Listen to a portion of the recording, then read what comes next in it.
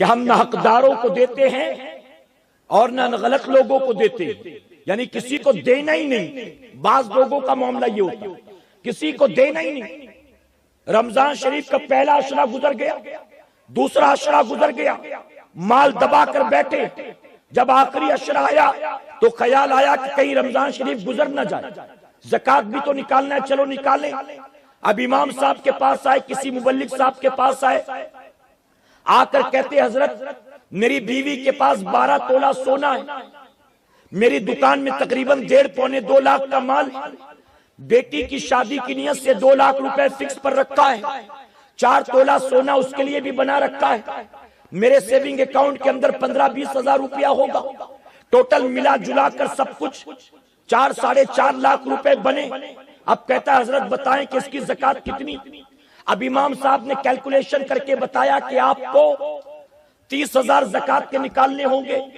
آپ کو 40,000 زکوٰۃ کے نکالنے ہوں گے۔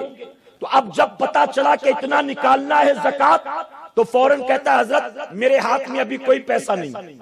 اب ذرا اس کا مسئلہ بتا دیں کہ کیا کرنا ہے۔ ابھی تو گنا رہا تھا 12 تولہ سونا،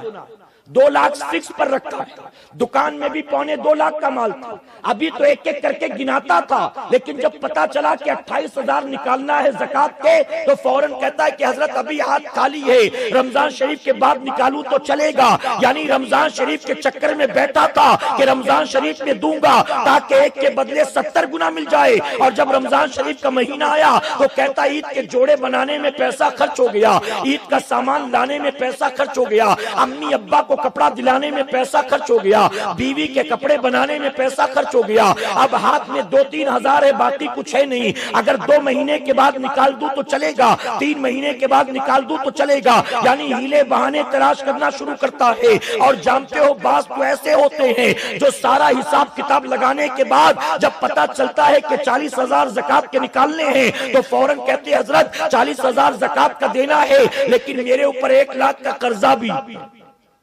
1 لاکھ کا قرضہ بھی ہے، تو اب بتائیں اس کا کیا مسئلہ؟ یعنی کسی نہ کسی بہانے کوئی نہ کوئی راستہ ایسا نکلے کہ مجھے نکالنے کی ضرورت نہ پڑے اور قیامت میں اللہ میری پکڑ بھی نہ کرے۔